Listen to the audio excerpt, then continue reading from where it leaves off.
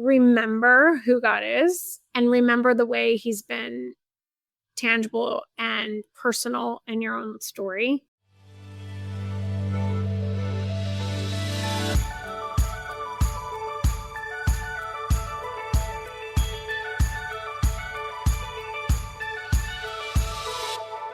Hello, and welcome to the Shifting Culture podcast, in which we have conversations about the culture we create and the impact we can make. We long to see the body of Christ look like Jesus. I'm your host, Joshua Johnson. In this conversation, we step into a story shaped by trust, surrender, and the fierce tenderness of God's presence in the ordinary and the impossible. Jenny Mars, writer, adoptive mom, and co-host of HGTV's Fixer to Fabulous, joins me to talk about her new book, Trust God, Love People. But what she really offers is something deeper. Jenny shares honestly about seasons of waiting, the ache of loss, and the small sacred markers of God's faithfulness that shows up right when we need them most. She talks about the years-long journey to bring her daughter home from the Congo, the moments of fear that push her towards surrender, and the everyday work of restoration, both in the home she makes beautiful on Fixer to Fabulous and in the lives she pours herself into at home. Her story reminds us that faith is built in the rhythms of showing up when we feel empty, choosing compassion in a polarized world, and trusting that God will meet us with the strength we need for the next small step. This episode is an invitation to slow down, remember who God has been, and rediscover the beauty in our own stories. So join us for a conversation that's tender, grounded, and full of hope. Here is my conversation with Jenny Mars. Jenny, welcome to Shifting Culture. So excited to have you on. Thanks for joining me. Thank you so much. Thanks for having me. In your book, Trust God, Love People, which is fantastic, you write about picking up heart-shaped stones as tangible markers of God's faithfulness. What stone are you carrying around right now? What's a marker that you have at the moment? Right now, we've just been walking through a season of loss. We've lost a lot of people that are close to us. It's been a really hard, probably 4 months. But 2 weeks ago, Dave's mom passed away, and she was just, one of the best humans I know, and she's a model of how to be an incredible mother-in-law. But this past weekend, Dave and I had to go out of town for a home show that we had already committed to, a speaking event. And we went to dinner the night we were going one night, and we went out to dinner, and there was a table next to us, and they were just, it was 4 women, and they were kind of chatting and stuff, and they said hello. They noticed Dave and I, and had, said they watched the show, and we were like, oh, thank you, and where are you guys from? And we got into a conversation, and it turns out it was a wife and a daughter. I mean, a mom and a daughter, and then a sister and a daughter. And they were on this trip because the mom had just recently, and the daughter had just lost her dad, and the mom had lost her husband. And we were like, oh my gosh. And Dave's parents are Catholic, and so they always would pass out rosaries. Like that was something his mom always did. And so this woman handed us, she said, you know what? I just feel like I'm meant to give this to you. She took it out of her pocket and she gave it to Dave. And it was like just this sweet little, just a God wink moment that we were like, oh, it just reminded us of Dave's mom, because that would be something she would do. But then also that we've been obviously so sad, and we were like, oh, do we go on this trip? Like, whoa, do we leave the kids? And we already had this commitment. And it was just like this moment of God saying, I see you. And it was a really sweet moment. And for us too, for that other, the table next to us, for us to say to them, like, we see you, God sees you as well. Like, it was really beautiful. So it was a really sweet moment. Yeah. It's a beautiful, sweet moment. And, grief is hard. And when God gives you those things of saying, I'm with you, I see you, and I'm present, it's really such a gracious, beautiful moment that we have. You'll find that it continues as the grief ebbs and wanes and flows through you. Like, there's going to be presence, and you talk a lot about that in your book. Is that the in between time and the waiting time of hoping for something, and Mhm. you're holding on to hope, but really not knowing if something is going to happen. Mm. What rhythms have you found in your life to keep hope alive and don't calcify yourself into like denial and bitterness? One thing I've learned in seasons of particularly of waiting is I found that those are the seasons where God's using or working on my heart and trying to teach me something. And so it's not easy. It takes a while to get there, but I have found that if I get to the point of saying, "Okay, God, what should I be learning in this season of waiting?" then he then does teach me and reveals those things to me once I get to that heart posture. But at first, it's like, just give me the thing that I want, and we need to get to the end of this part right now. I'm sick of this part because this is the hard stuff. But I know in those moments he is working, because those are the times when I at least am relying on him the most, is when I'm in those either really hard seasons of, like, now of grieving, or if we're waiting for something, or when we are waiting for our daughter to come home, or waiting to have kids, or waiting for healing, all of those things. Those are the times that I had nothing else to lean on but to lean on God, and to just keep coming to him, asking and asking. Because I think sometimes in the sort of like abundant, restful, easier seasons, because everybody has all of those, like, that is life. You're going to have seasons of rest, but sometimes those seasons you can sort of take God for granted. Like, you're just kind of cruising along, and you're doing your thing, and maybe they're not even restful seasons, honestly. It's sometimes the really busy just seasons of life. Like, I mean, right now I have teenagers and work, and, like, I feel like this is a really busy season. So you're just sort of plowing ahead and making it through day by day, and you almost, like, forget to rely on God in those times. So I think using or looking at, like, kind of changing our perspective on seasons of waiting or seasons of hardship, and looking at those and as an opportunity to learn something in that time, and as an opportunity for your heart to be shaped, and as an opportunity to lean fully on the Lord, and knowing that he can work in those times just as well as the mountaintop joyful times, and probably Well, what more does so. that look like? I mean, yeah, but what does that look like for you? So, if somebody that you need to rely on something that Yeah. I think God was whispering, I don't fear. Mhm. So, if that's a big thing for you, it's probably because there's some fear in life of and worry and trying Yeah. to rely on God, Mhm. especially in a season like you're in now, in grief and loss and in busyness at the same time. Mhm. What is like tangible presence with God feel like for you? Like, where can you find rhythms to say I could slow down and I could actually sense or know that God is with me in these times where it may be chaotic or fearful? Oh gosh, yeah. I think in terms of, like, what does it look like tangibly, there's times, and I start off in the morning in the word in some capacity, and I've been doing the Bible recap. I love it. It's something that just gives, sometimes, like, right now I'm in Leviticus. I'm not following, like, the January to December, but, like, sometimes, like, Leviticus is kind of hard and kind of dry and kind of like, oh, gory. Like, I don't want to talk about slaughtering animals, but just getting and doing it every day and spending, whatever, however amount of time that looks like. Sometimes it's 10 minutes. But I think that that act, like that, just doing it over and over, the actual, showing up part of it is really important. Even if sometimes you feel like, oh, I didn't really get anything from that. But I think it's very important. I think it builds just, planting the word on your heart, and it builds so much in that discipline. And then I think for me, I do have, I mean, I just talked about, I traveled. We had to fly, and I hate flying. I used to love flying, and I hate it now. I'm scared of it. I mean, I have this, like, sometimes it's okay, and sometimes I'm fine. And then usually when it's Dave and I away from the kids, I'm worried.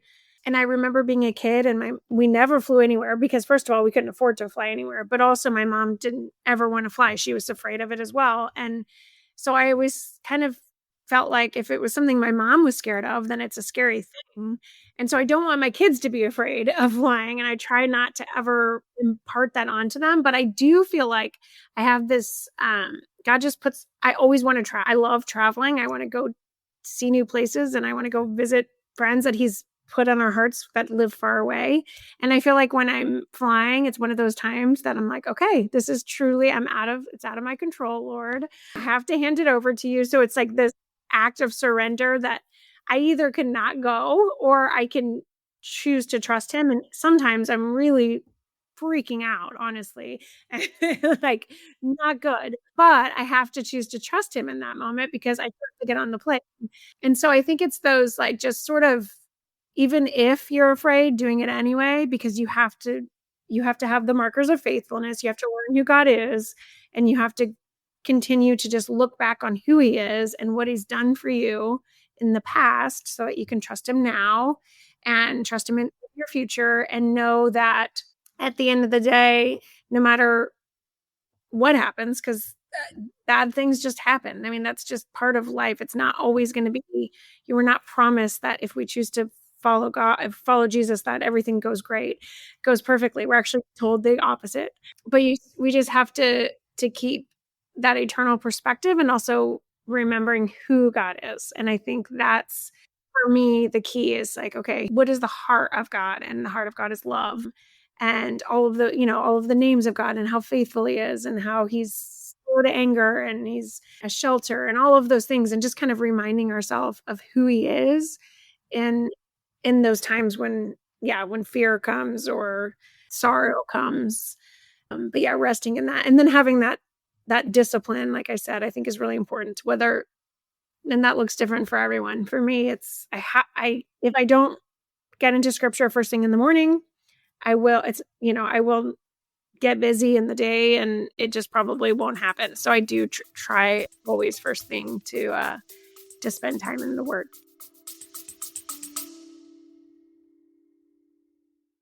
Hey everyone, thank you so much for listening and thank you for supporting the show. If you'd like to support the show and get early ad-free episodes, you go to Substack at shiftingculture.substack.com. And with your subscription, you could have a private podcast feed in your podcast app where you get to download early episodes before anybody gets to listen to them.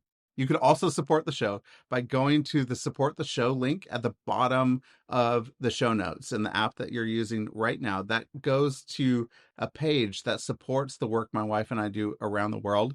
That donation is also tax deductible. So if you want a tax deductible donation, you could go there. Or if you want to support the show by leaving a rating and review on Apple Podcasts or Spotify, that really helps new listeners find the show as well. So thank you so much for listening. Thank you for your support. And thank you so much for supporting this work so that we could see the body of Christ look more like Jesus. The book title, Trust God, Love People, it's more than just a book title. It's part of what you're trying to do in life. Like this is who Right. you are. Where did it become real for you in your life? Where is this Trust God, Love People? I grew up in the church. I grew up. My family had a wonderful family. I had a wonderful experience. I felt like as a like teenager and young 20 something, I was just kind of like cruising along. I've always been sort of driven in terms of like achievement and, just doing whatever I needed to get done. I could just work harder and do it. And it was one day when I first decided we were ready to have kids and, we were like, okay, that's what we're going to do. Let's go. And then it didn't happen. And we struggled for several years trying to have children. And I think I know that was the first time that there was ever something that was truly just out of my control. Like I couldn't just work harder or do something different or go to a different doctor or solve the problem on my own. It truly was a season of learning to fully surrender and fully trust that God's working in this and how can He be working? Because I did at the same time believe that He put that desire on my heart. So I knew, because I wasn't one of those kids who grew up thinking I want to have a lot of kids when I grow up, and I didn't even know if I wanted to have kids. My mom always laughs because she's like, you have 5 kids, and I didn't know if you would ever have any. And so all of a sudden, it was like I wanted that, I wanted to, and I thought, well, all right, this is something I want, so I'll go. Now it's time. And so I knew that God put the desire there, but He also used that time to change my heart and to learn who He really is, and to really learn to surrender and be open-handed with my life and the things that are in my life and the people that are in my life. I think that was probably the first turning point in my 20s. And then the loving people piece. I mean, I've always been people pleaser, and so I think that's different than loving people. Pleasing people, you're just never going to please everyone. It's impossible. But having viewpoint towards others that is bent on compassion is really important. And I say that because I think we don't really know what everyone's carrying. And I think everyone that we interact with is carrying something, and we have no idea what that is.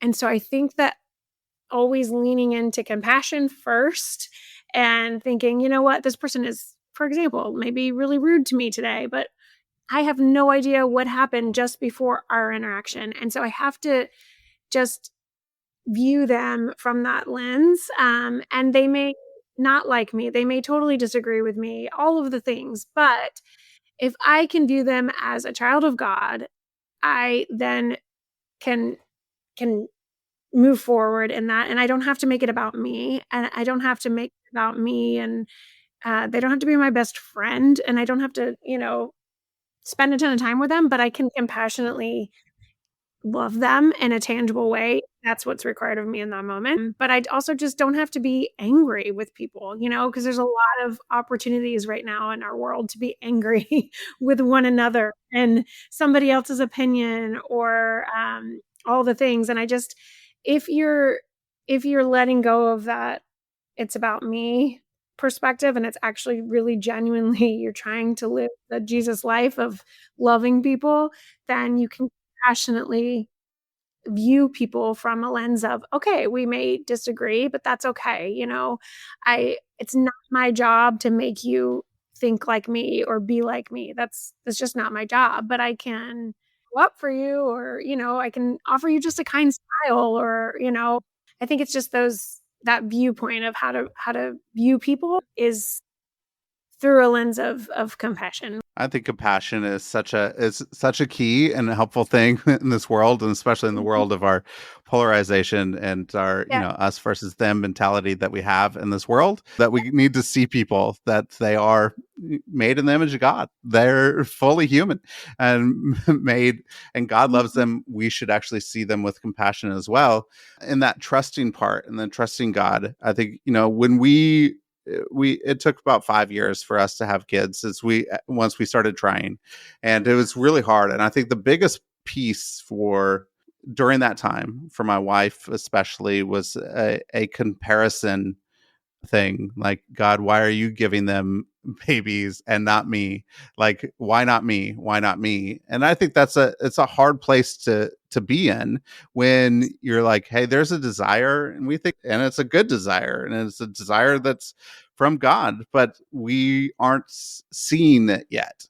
I don't know if you struggle with comparison and like struggle with that, but how do you get to a place where, it's not just about, why didn't you give this to me, God, but I'm going to trust you. Yeah, no, that's a hard one, because I do remember one time specifically sitting in the waiting room at another appointment and looking around, and everyone else there was pregnant, and I was like, oh, and I left that appointment and just sat in my car and cried and cried and cried. And my sister-in-law called and let me know she was pregnant, and I cried and cried and cried, and I'm happy for her. And it was just I couldn't separate my joy for her versus my pain for myself. I think I don't know if I ever really got there perfectly, but I really did get to a place where I said, even if, and had to get to that place. It was like the rock bottom moment of like, I either trust you or I don't. And I don't know how this ends. Like, I have no way to know if I'll ever have kids, but I know that you are trustworthy and I have to choose to walk in faith because I don't know. I don't know what's going to happen tomorrow. And I have to believe that I can only see just so far ahead, but you can see much further ahead. And if that's the case, then what I can see feels really sad. And I'm feeling a lot of self pity and I'm feeling a lot of, yes, this comparison. But I have to trust that there's something on the other side. And now, obviously, all these, the boys, my oldest are 15, the twins. So 15, 16 years later, it's easy to say because here I am and I have 5 kids. But in that moment and in that season, I did get to that place of fully surrendering, but I don't know that I ever got to the place of saying, of not feeling sad still when someone else was pregnant. And it wasn't that I was at the, like, towards, the end, once I was finally feeling like, okay, Lord, I really do trust you. I don't think it was like, there was times when I was mad at God, definitely. But towards the end, it was just like, you know what? I'm sad. And I kind of feel like that's okay. And I think he was okay with that. And there was times when I just didn't go to baby showers or I just couldn't be there, for a friend. And I hated that. And I afterward, like my sister-in-law, I had to apologize to her afterward, but it just really was a matter of protecting my heart. And I didn't want to become bitter and I didn't want to become cynical. And that was very hard. But I got to a place of fully surrendering, but I wasn't not sad. I think that's okay too. As you're going through this process, you decided to adopt and you decided to go through the adoption process. Yeah. What did that look like for you? What was that decision like? And how was it waiting for that? While we were still trying to have kids, we thought, well, okay, maybe this is not, like, Dave and I had already talked about adoption. Actually, we thought we would grow our family through adoption at some point. And so we were like, okay, maybe that's what's happening. It was one of those where, again, we were just like trying to solve the problem. Like, okay, well, it's not working this way. Okay, never mind. We'll do this. And let me tell you, you can't just solve the problem. So we were like, all right, adoption. We started researching, and then it was like we were chasing all of these paths of like, oh, there's a baby that was at the children's shelter. Okay, this could be it. And then, that door would close, or there's this waiting child in the Ukraine, and that door would close. And like we were trying to scramble to get paperwork, and it felt like a scramble. And then we ended up getting pregnant. And so we put all of the adoption stuff on hold. And I felt really confused because I was like, wait, I do feel like even though it was frantic, God used that time to really open my eyes up to adoption and to all of the complicated layers of it, but then also the beauty of it and also the need of kids here and abroad. And so after the boys were about a year and a half, I felt very strongly that it was time to start our adoption again. And I mean, we were like barely breathing, like surviving at this point because the boys were only a year and a half old and it was just chaos. And so I didn't say anything to Dave because I thought he would think I was crazy. And then Dave came home one day and was like, hey, let's go for a walk. And we're on a walk. And he's like, hey, I think we're supposed to start the adoption process again. I feel like we are. And I was like, ugh. I feel like we are too, but I didn't want to say it because I didn't know. And I wanted us to both be on the same page. So we just both felt very clearly we were called to adoption. And then and I talk about the story in the book. It's kind of a long story, but it was God brought our daughter to us in a way that was like so clear. And he made it so clear that she was our daughter through so many different, like, very tangible things that happened. And I'm thankful he did because we were also stepping into a huge spiritual battle at that point, and we knew it and we felt it. And so we needed to have clarity. We needed very clear discernment. And we had a lot of people praying for discernment for us, making sure that we were on the right path. Because this obviously is a huge thing. But we also, in that process, when we started the process with Sylvie's adoption, she was born in the Democratic Republic of the Congo. And there was just a lot of turmoil, political instability, a lot of things happening. And she was very sick. And honestly, day to day, we did not know if she was even alive, much less if she would be able to come home ever, because they put a halt on any adopted children leaving the country at one point. And so that process was, again, it was like, oh, it was like what we had experienced with trying to get pregnant times a billion, because she was alive, and and we've met her and we've held her, and she was being, held from us, essentially. Almost the only way I can describe it is that she was like being held ransom, but we couldn't pay the ransom.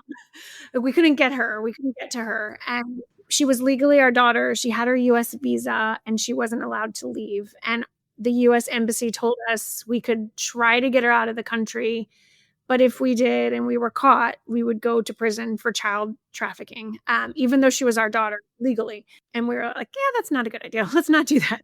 But we basically had everyone and anyone helping us. We were talking to our senators and our congressmen and and we were just on our faces before the Lord during that season of like, Lord, this, and it like it was truly impossible. Like every day it was just so hard, because we again didn't know if she was alive. If she Every day she was in and out of the hospital, which hospital is kind of a generous term for where she was. Again, we got to the point where we had a dear friend who became a dear friend over the course of those years, and she is an amazing woman. She's Congolese. Her husband had passed. She had 6 kids of her own, and she took Sylvie into her home for us. And we got to the point where we talked to her and had prayed, and we basically were like, okay, this is it. Like, I don't think she's ever coming home. We need you.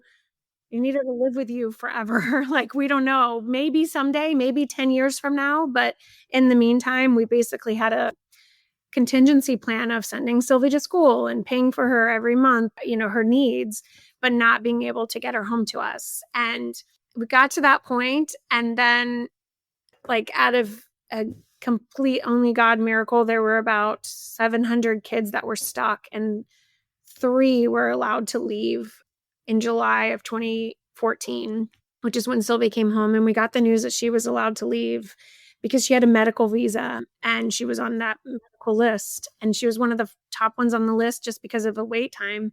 And I mean, there was then this incredible Red Sea parting miracle, all of the things. But then there was also the survivor's guilt of all the other kids that got left behind and the other families that were still waiting.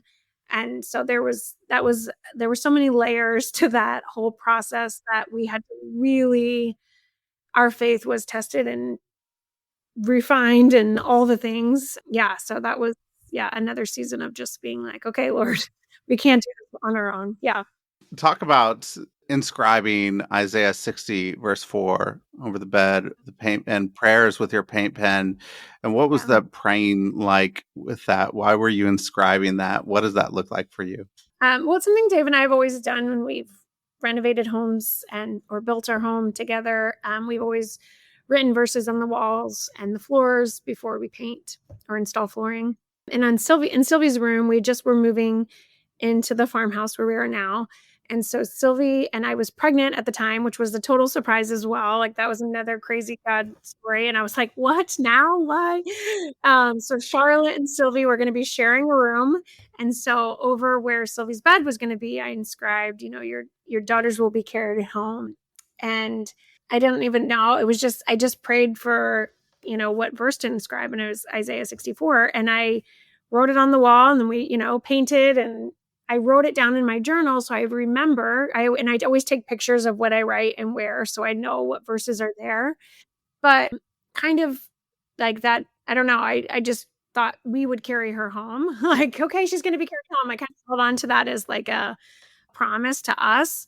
But because of the way how quickly she was allowed to leave, and the fact that we didn't want to wait because things can change very, very quickly, we wanted to get her out when she was given permission to get out as fast as we could. And I was pregnant, or I had just had Charlotte now. So Charlotte was 8 weeks old, and Dave's visa, he had just been over in February. So we thought his visa was fine. but it wasn't. It expired. So we ended up not having a way to get Sylvie home. We had to reapply for the visa and all of this. And so we actually asked Laura, Sylvie's foster mom, if she would be able to get permission to bring Sylvie home. And we assumed the answer would be no, because we knew that the Congolese officials didn't want anyone that wasn't, the parent bringing kids home. So we thought the answer would be no, and we would have to wait longer. And anyway, she was allowed to bring her. She got permission. And so literally Sylvie was carried home by her foster mom, who we adored. And I mean, truly believes, actually very much so, physically tangibly saved Sylvie's life. And she was able to stay with us for a week during that transition period, and was able to like help Sylvie just know that she was safe, because we had both been to visit and stayed with Laura, for Laura to come here, and she was kind of Sylvie's safe person at the time, and for her to be able to show her and be here with us, it was such a gift that it was beyond what we could have even prayed for. Honestly, it was amazing. Yeah.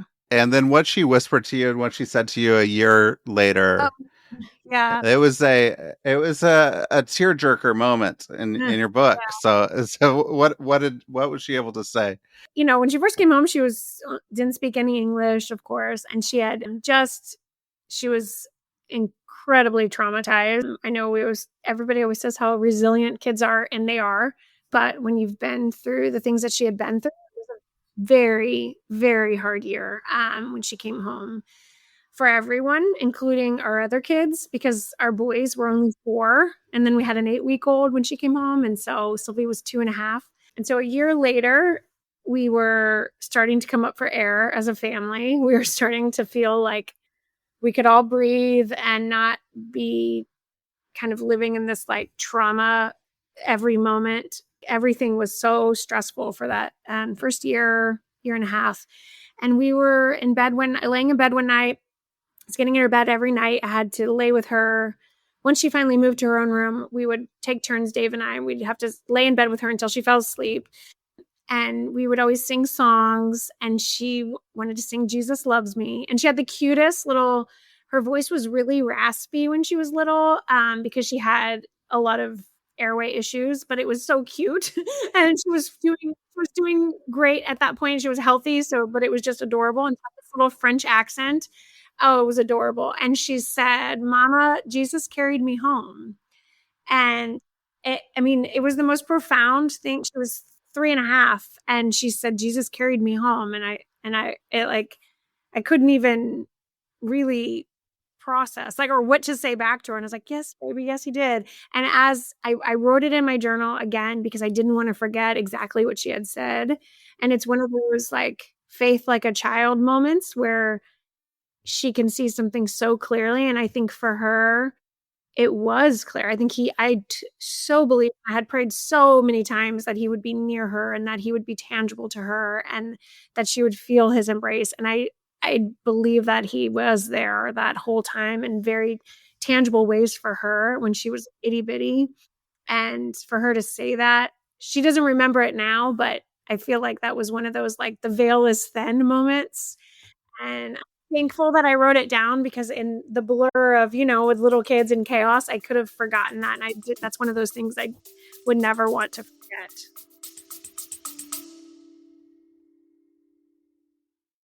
Shifting culture is only possible because people believe these conversations matter. But to keep this show going, we need partners who will invest in it. Advertising on Shifting Culture not only sustains this community, it connects your message with an engaged audience that cares deeply about shaping a better world. If your mission aligns with ours, lifting up stories of hope, justice, creativity in the way of Jesus, then sponsoring this podcast is one of the best ways to make sure these conversations continue to reach thousands each month. If you're interested, email me at jjohnson@shiftingculturepodcast.com or follow the link in the show notes. And if you know someone whose organization should advertise here, please connect us. Together, we can keep this vision alive. Such a beautiful moment to see what God does, especially in the hearts of young people. They're 3 years old, and that he's he's doing Yes. those things, and she could tangibly feel that. Your work is restoration. Your spiritual metaphor is also restoration. Restoration is who you are, and it's what you do, Yeah. and it's what God does. What does it look like for you in not just in a home, because I know that you do it in homes all the time and you restore homes and make them beautiful and they're great. I love it. But what does it look like to do it in everyday life? Is bringing restoration into everyday Yeah. life, into your life. I think for me, it's been, I think it's a continual process. I don't think we're ever like, all right, I learned that lesson. Now I'm good. I'm fully restored. It's just life. We're here on earth and we're broken and all the things. But, I look at the, the way that God has worked in my life through walking through hard things, and I see his hand so clearly in those hard seasons. And like we said with my daughter, like I think one of the most tangible examples of restoration is adoption, because yes, healing is lifelong because trauma is real. It's very real. And when your brain is forming until you're 2 years old. And so you're learning what love is, you're learning who you are in those first 2 years. And so when those connections are broken at an early age, they're very, very, very hard to restore. I mean, for example, if a baby's crying and they're not being held, your natural instinct as a mother when your baby's crying is to pick your baby up, to feed it, to comfort him, and to provide that comfort. And that connection is then formed for the baby in their brain. Like if I cry, mom is going to pick me up. I'm going to get fed. I'm safe. And when that doesn't happen, that connection is broken in that baby's brain, and the pathway is never formed properly. And so trying to heal those connections, the human brain is so complicated and so layered. And so trying to heal those pathways in the brain and trying to create connection with a child who is terrified of everyone and everything has been one of the hardest things I've ever done as a human and as a parent. So being able to watch, like, just for example, when Sylvia first came home and was terrified of trees and grass, like anything, like she would not go outside and step on the grass because she'd only ever seen dirt and she'd never seen grass. She'd never seen a tree. And one day we were, going outside with the kids, and she walked out and she didn't have shoes on. And I tried to set her down. I was like, hey, you want to play? And she freaked out and picked her feet up. But then she put her feet down and then she just started running. And then she like got on this, one day she got on her bike, and it's like all those little things that you almost take for granted when you're just raising your biological kids. And we just have had this front row seat to just so many moments like that. So many. I mean, animals, we live on a farm, so the animals again have been one of those things that was Sylvie was terrified of. And now we just put down our dog Dolly. And I won't say what happened when Sylvia first came home, but her and Dolly did not have a good relationship at all, at all. Sylvie did not like Dolly, didn't want to be around Dolly, didn't want her near. And Sylvie was the one who wanted to be holding Dolly when we had to put her down, and carried her in the car and held her in the car and laid with me that night before we knew we were going to the vet in the morning, and laid next to Dolly with me. And that picture in the past, that's 10 years or so, like, is incredible. What God has done and how he's healed, and not everything. It's a lifelong process, but I think that I've never seen so many tangible examples of restoration and so visible in such a visible way as I have through being an adoptive mom. And I'm grateful because it's not, I mean, we're doing a lot of hard work, but it's God doing the healing. And there's so many prayers that uh, have been poured into her life, and then also our other kids too, and seeing the way that they have learned. And I speak back, it goes back to what we talked about at the beginning. They've learned to be compassionate in a way that I don't think they would have been. Well, I don't know. I hope they would have been, but in a really deep, tangible way, because they know how people deal with things that are unseen.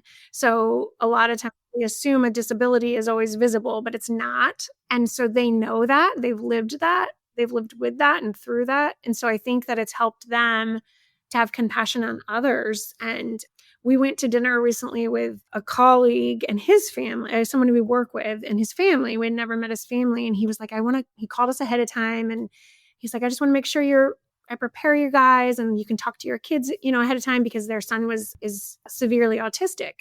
And I was like, okay, no, absolutely.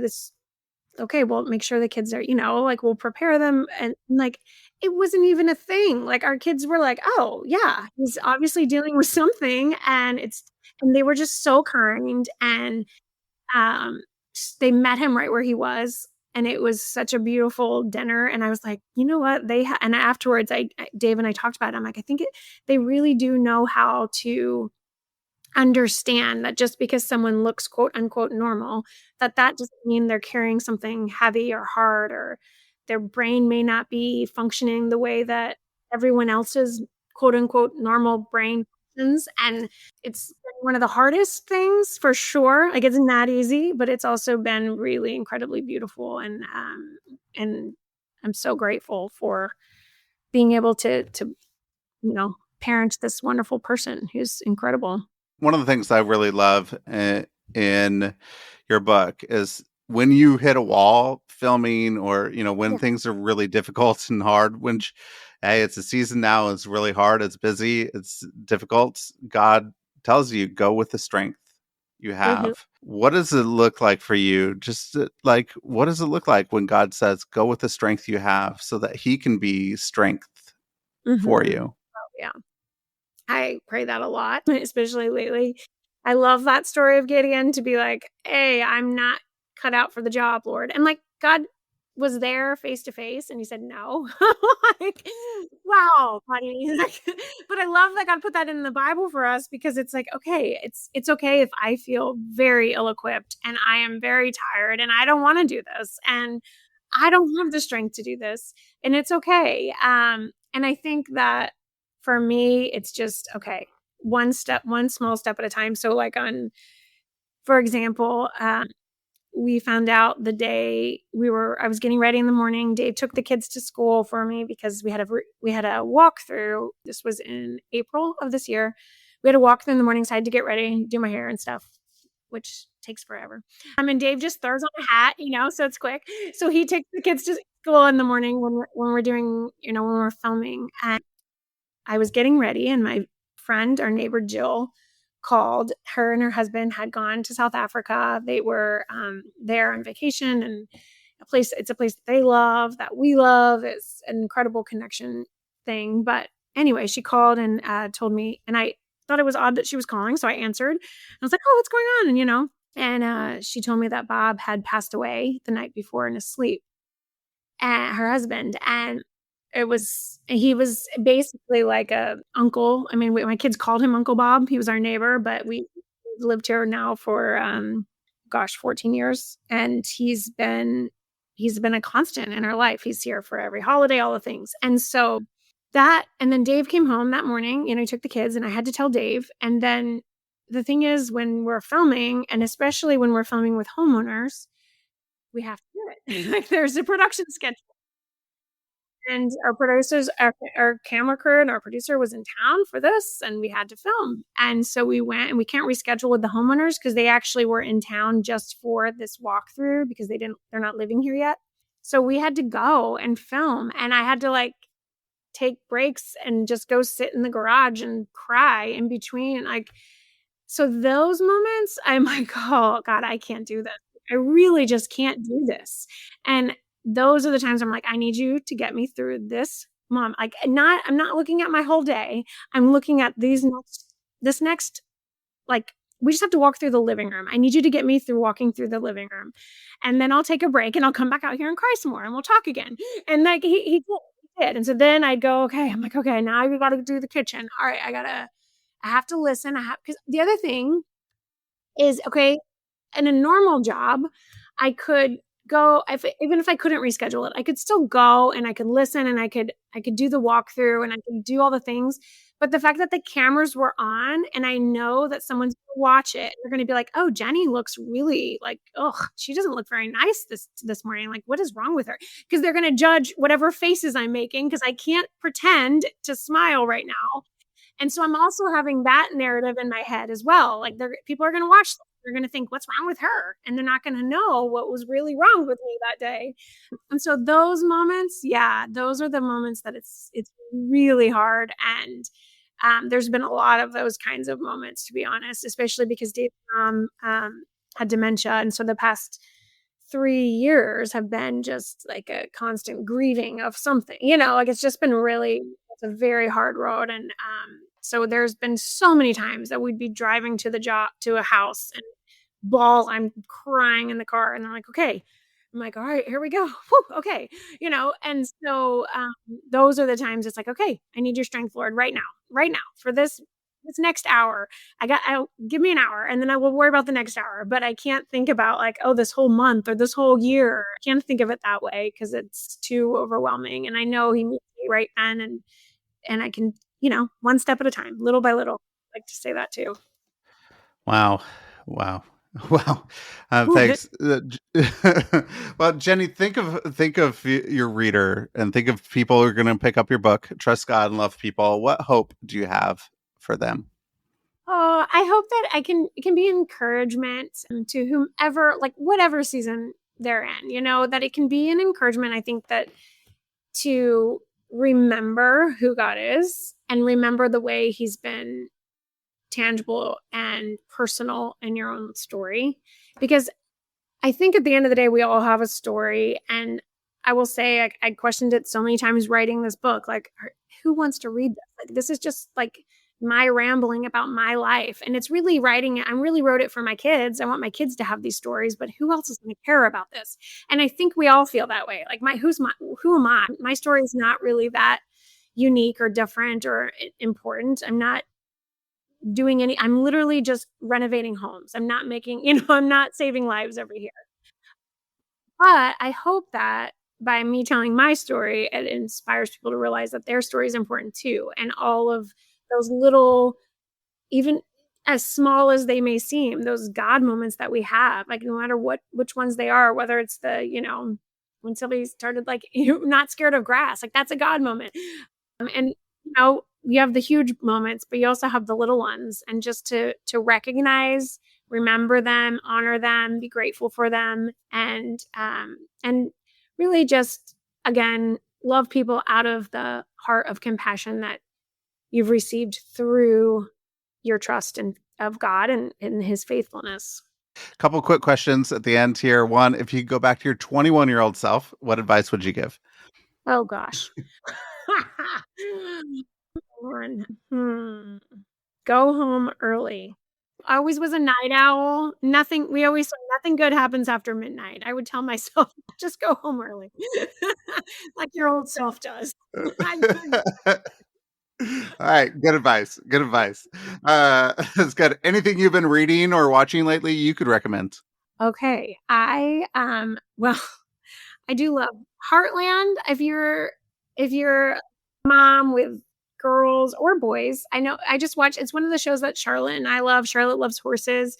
And it's just one of those shows that's just happy, and I don't have to worry about what's going to happen. It's never inappropriate, and we love it. All the other kids pretend that they don't love it. It's Charlotte and I really love it, but they pretend they don't, but they always come on the couch and end up watching it with us because it's just a sweet story about like a family, and it's really good. So yeah, I would say that. Yeah, Heartland. Trust God, Love People is available anywhere books are sold. So you can go and get this wonderful book. I love your ramblings of your story, and that's what you just described it as. But it's a beautiful little book, and it's helpful for us to know that in your story and in our stories that God is faithful and that he's going to be with us in the moments that are difficult and hard. And incredible moments and the happy Mhm. moments as well, that he is there and he's present and we could trust him in the middle of it, and he's faithful, and we could love others well and compassionately. It's a great little book. Thank So well done. So people could go out and get that. Is there anywhere else that you'd like to point people to? How could they you. connect with you? Yeah. So I mean, I think if you just Instagram is the only place I'm really active, Jenny Mars. I can't keep up with everything else, but our new season for the show will air sometime in December, but I'll announce it there once I have a date. Yeah. That's the only other thing. Yeah. All right. Thank Excited to go watch the new season of the show. Like during Christmas break, I'll just watch a bunch of you. it. It'll be good. And so, Yeah. Jenny, thank you for this conversation. I really, really enjoyed talking to you. So thank you so much. Thank you.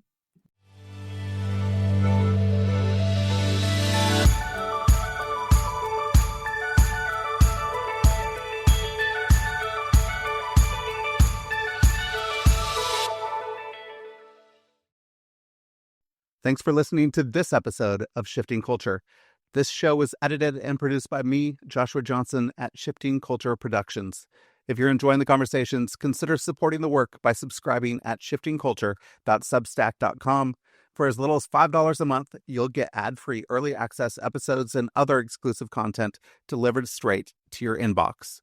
I'd love for you to not just listen, but engage. Reach out, share what's resonating, and let's keep shaping culture together. Whether you're a listener with feedback, a creative with an idea, or a brand looking to connect with a thoughtful, engaged audience, let's talk. If you're interested in advertising on the show, I'd love to hear from you. Contact me directly for rates and availability. Until next time, let's keep shifting culture.